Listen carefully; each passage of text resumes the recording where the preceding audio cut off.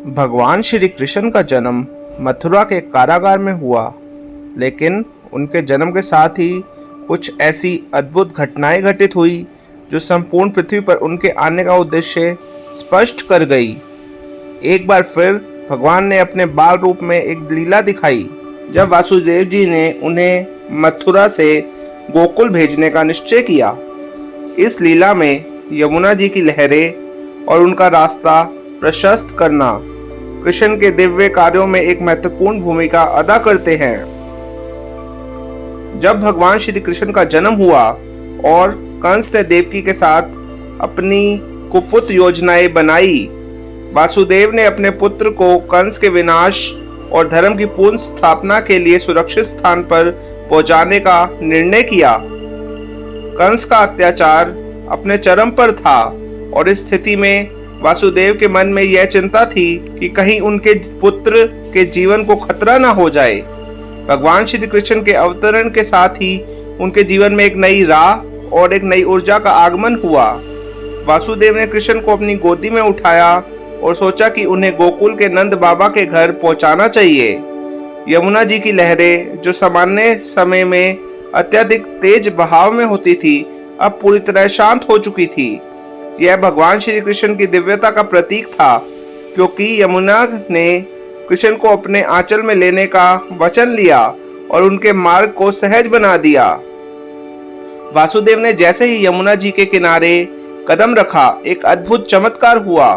यमुना जी की लहरें शांत हो गई, मानो उन्हें पता था कि भगवान श्री कृष्ण आ रहे हैं। सामान्य रूप से यमुना जी का पानी तेज बहाव के साथ होता था, लेकिन इस समय नदी के पानी में न केवल ठहराव था, बल्कि उसकी लहरें वासुदेव जी के लिए रास्ता बना रही थी। यह दृश्य किसी दिव्य घटना से कम नहीं था महाराज, और यह प्रतीक था कि भगवान श्री कृष्ण की शक्ति से न केवल जीवन की राह आसान हो जाती है, बल्कि पूरी सृष्टि भी उनके मार्गदर्शन में एक सकारात्मक बदलाव महसूस करती है। वासुदेव ने धीरे धीरे अपने बेटे कृष्ण को गोदी में उठाकर नदी में प्रवेश किया। वासुदेव के लिए रास्ता बिल्कुल आसान हो गया, क्योंकि यमुना जी ने स्वयं उन्हें मार्गदर्शन दिया था। वासुदेव के पैरों के नीचे से जो भी कठिनाई आने वाली थी वह समाप्त हो गई, जैसे कि कांटे, टहनियां या पत्थर कंकर, सब कुछ अपने आप फ्लैट हो गया, सीधा हो गया। यह यमुना जी की दिव्यता थी, जो भगवान श्री कृष्ण के आशीर्वाद से उनके मार्ग को सरल बना रही थी। भगवान कृष्ण का यह अद्भुत रूप था, जिससे न केवल वासुदेव का मार्ग प्रशस्त हो गया, बल्कि संपूर्ण विश्व की शक्तियां उनके कार्य में समर्पित हो रही थी। जैसे ही वासुदेव यमुना जी के पानी में कदम रखते हैं, नदी की लहरें खुद ब खुद शांत हो जाती हैं। वासुदेव को यह अनुभव हुआ कि उन्हें अब किसी भी प्रकार की कठिनाई नहीं आने वाली। यह एक दिव्य संकेत था कि भगवान श्री कृष्ण का मार्गदर्शन हर परिस्थिति में उपलब्ध है। भगवान की कृपा से यमुना जी के पानी में एक अद्भुत शांतिपूर्ण स्थिति बनी रही और वासुदेव बिना किसी भय के नदी पार करने में सफल हो गए।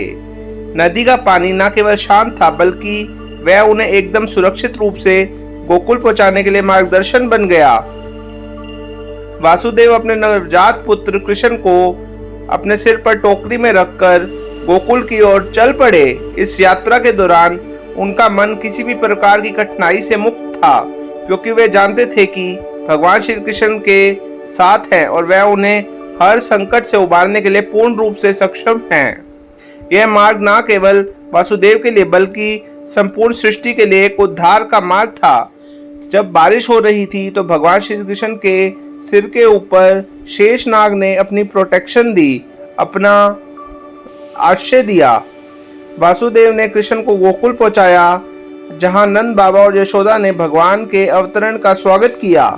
श्री कृष्ण ने गोकुल में आते ही अपनी बाल लीलाओं की शुरुआत की और न केवल गोकुल वासियों का दिल जीता, बल्कि संपूर्ण पृथ्वी पर अपने आने का उद्देश्य स्पष्ट कर दिया। इस समय यमुना जी ने भी इस कार्य में भगवान की सहायता की, और उनका शांत होना, वासुदेव की राह को सरल बनाना भगवान श्री कृष्ण के दिव्य कार्यों का ही एक हिस्सा था।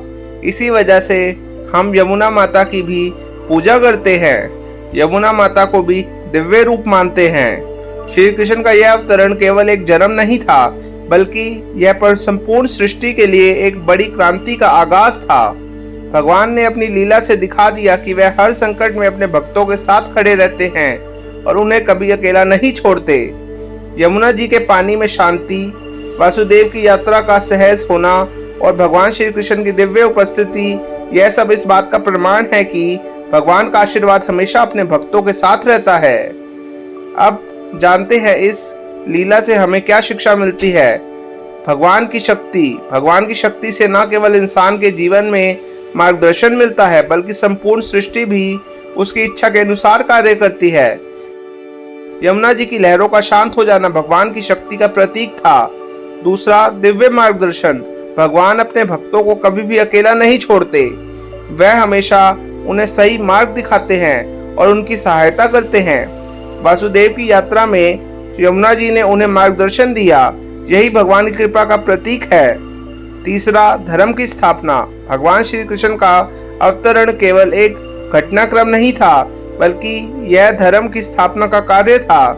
उनके आने से कंस जैसे अधर्मी का विनाश हुआ और धरती पर धर्म की पूर्ण स्थापना हुई।